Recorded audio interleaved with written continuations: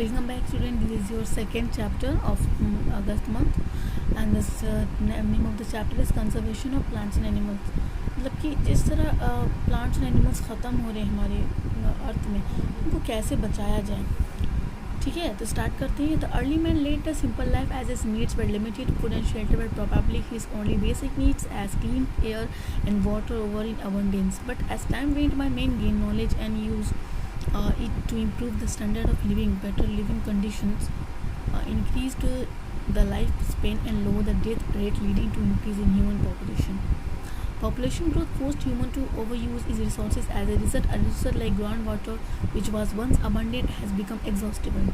Further, once rapid industrialization has degraded our environment to a great extent. पहले क्या होते थे ना कि अर्ली मैन्स जो होते थे वो अपनी ज़रूरत के हिसाब से ही यूज़ करते थे, लेकिन जैसे जैसे कि मतलब जैसे जैसे कहा जा सकता है कि ह्यूमंस को नॉलेज मिला, गेन मिला, वैसे वैसे वो एग्जॉस्टेबल मतलब लिमिट में नहीं, मतलब कि अनकाउंटेबल अनलिमिटेड चीज़ों को यूज़ करने लगे. तो अगर ऐसा करेंगे तो क्या होगा कि जो एग्जॉस्टेबल यानी कि लिमिटेड क्वांटिटी में जो हमारे अर्थ में पाई जाती है रिसोर्सेज, वो धीरे धीरे ख़त्म होना शुरू हो जाएंगे.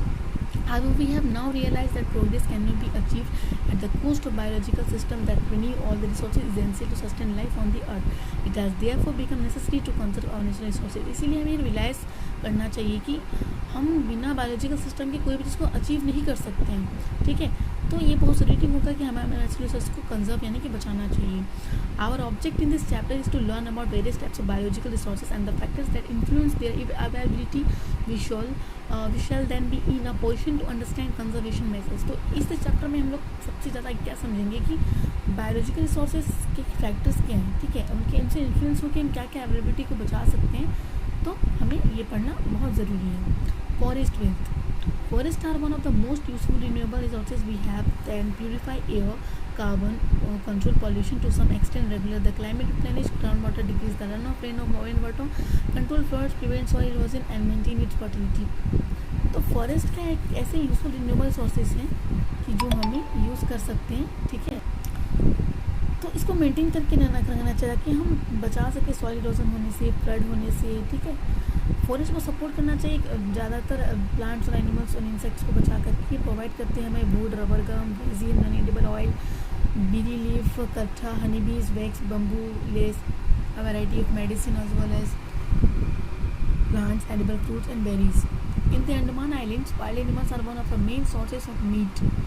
ठीक है, तो many of this forest produce provide a steady income to tribal society even मतलब आज भी. तो डिफोरेस्टेशन क्या होता है? Cutting down of trees in a large number is called deforestation. Clearing of forest and using that land for purpose is known as deforestation. मतलब कि पेड़ों का ज़्यादा मात्रा में कटना अपने यूज़ के लिए, उसको डिफोरेस्टेशन कहते हैं. तो हर साल हम 1.5 मिलियन हेक्टेयर में पेड़ गंवाते हैं. सबसे तो मेन रीजन क्या है डिफोरेस्टेशन का? To build home factories, road and dams, for agriculture as more as food is needed for the feed to growing population, for mining of minerals जैसे कि कोल, पेट्रोलियम, ओर्स, वुड के लिए जो कि construction के और फर्नीचर और फ्यूल के लिए यूज़ होते हैं. ज़्यादातर ओवर ग्रेजिंग कर देना कैटल्स को, शिप को, हॉर्सेस को. ठीक है, ये भी एक कारण होता है डिफोरेस्टेशन का. तो ओवर ग्रेजिंग का मतलब कि ज़्यादा ही गाय को चरा देना घास वगैरह में. इससे भी क्या होता है कि वहाँ की घास खत्म हो जाती है. तो वो क्या करते हैं ना, घास के यूज़ क्या होता है कि सॉइल को पकड़ के रखते हैं, जिससे विंड, वाटर या किसी भी के कारण वो सॉइल इरोजन ना हो पाए. ठीक है, क्या होता है समटाइम डिफोरेस्टेशन से एक कारण होता है हम खुद, जैसे कि drought, forest fire diseases, attack करना इंसेक्ट पेस्ट का, ये हमारे कारण भी होता है. कंसेक्वेंसेस ऑफ डिफोरेस्टेशन का मतलब कि परिणाम क्या होगा डिफोरेस्टेशन हो जाएगा तो. ठीक है, अगर डिफोरेस्टेशन ज़्यादा मात्रा में बढ़ जाए तो उसका परिणाम क्या होगा? क्या है? Global warming.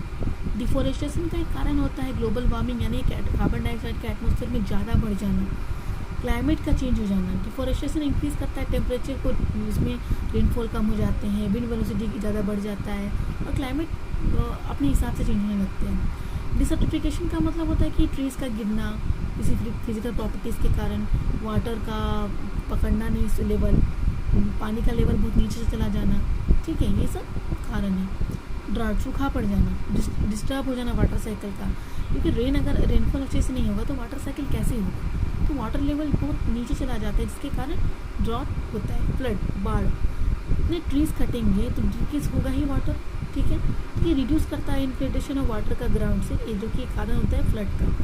वाइल्ड लाइफ का खोना, डिफोरेस्टेशन भी कारण है, हमारे वाइल्ड एनिमल्स के घर उजड़ जाते हैं, डिप्लेशन हो जाता है फूड रिसोर्सेज का, ठीक है। तो देखते हैं कि क्या होगा जब नेचुरल हैबिटेट्स को वाइल्ड एनिमल्स डिस्ट्रॉय कर देते हैं। तो एनिमल्स और plants have a strong relationship with their habitat. Certain living organisms can survive only in a specific kind of environment. The golden-headed tamarins were found in a small area of Brazilian rainforest, their only natural habitat. When this area was destroyed, the beautiful little golden-colored mammal became homeless. Although Brazil has many more rainforests today, a few golden lion tamarins survive only in the zoos and probably will never be able to return to wild because their natural habitat has been destroyed by humans. When a forest dies, a large number of animals were endangered or extinct. ठीक है, animals और plants का एक बहुत strong relationship रहता है इस habitat में। तो बहुत से लिविंग ऑर्गेनिज्म सर्वाइव कर पाते हैं इन्वायरमेंट में। जो गोल्डन इंडियन टैमरिन्स होते हैं ना, वो बहुत कम मात्रा में पाए जाते हैं अब ब्राज़ीलियन रेन फॉरेस्ट में, ठीक है। तो ये एरिया डिस्ट्रॉय हो चुके हैं, तो आप बहुत एनिमल्स होमलेस हो जाते हैं, ठीक। तो मतलब हम ही एक कारण होते हैं डिस्ट्रॉय करने के लिए। Conservation of forest and wild life. The forest is a complex biological system, so it is self-sufficient. It depends on the other renewable resources to maintain itself. Forest एक कॉम्प्लेक्स बायोलॉजिकल सिस्टम है, एक self sufficient है, ये depend करता है renewable sources में ताकि वो खुद को मेंटेन करके रख सके। देयरफॉर ये प्रोटेक्ट करता है फॉरेस्ट को और एयर को भी बचाता है, लैंड वाटर को as well as. Forest release करता है स्पेस क्लाइमेट कंडीशन को सर्वाइव करने के लिए। एट टाइम्स ज़्यादातर मेन में जोग्राफिकल अल्टरेशंस क्या करते हैं ना कि एक्सेसिव माइनिंग कर देते हैं, डिस्टर्ब कर देते हैं इन्वायरमेंट को बहुत सी जगह में। इसमें बहुत सारे डैमेज होते हैं फॉरेस्ट एरिया को और एयर पोल्यूशन का कारण हो जाता है। तो इस फॉरेस्ट को बचाने के लिए हमें ख़त्म करना होगा इस प्रोसेस को, यानी कि डिफॉरेस्टेशन को, जो कि बहुत एक्सेसिव मतलब बहुत ज़्यादा मात्रा में बढ़ गई है। ट्रीज़ को रिप्लांटेड करना चाहिए और उन फॉरेस्ट में जहाँ पे क्लियर हो चुके हैं पूरे फॉरेस्ट, और प्रैक्टिस करना चाहिए यानी कि रीप्लांट मतलब फिर से पेड़ लगाने चाहिए, जिसको अफोरेस्टेशन कहते हैं। प्लांटिंग ऑफ ट्रीज़ को अफोरेस्टेशन कहते हैं। ये गवर्नमेंट ने एक बहुत से सेवरल अफोरेस्टेशन को लिया है, प्रोग्राम्स को बनाया, जैसे कि वन महोत्सव, सोशल फॉरेस्ट्री, ये सबको रिस्टोर किया जाता है फॉरेस्ट कवर में और फॉरेस्ट वेल्थ में। तो वाइल्ड लाइफ को कंजर्व करने के लिए ये ज़रूरी है कि फॉरेस्ट को बचाया जाए ह्यूमन इंटरफेरेंस के थ्रू।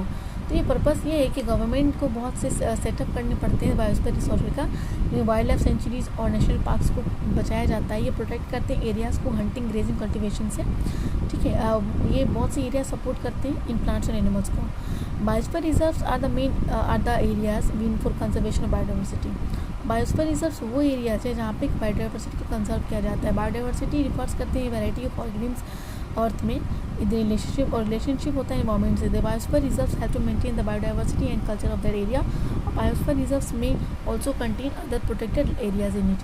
क्या आपको पता है कि पंचमरही बायोस्फीयर रिजर्व जो है बहुत बड़ा है, ये कंसिस्ट करता है एक नेशनल पार्क जो कि सतपुरा में है और 2 वाइल्ड लाइफ सेंचुरीज जो कि बोरी और पंचमरही में है। तो इंडिया में 12 बायोस्फीयर रिजर्वेज हैं। ये reserves Kanchenjunga, Pachmarhi, Nilgiri, Nanda Devi, Nokrek, great Nicobar, Dibru Saikhowa, Dibang Dihang, gulf of Mannar, Manas, Sundarbans और सिम्प्लीफाई में। अब आगे का टॉपिक हम नेक्स्ट वीडियो में पढ़ेंगे।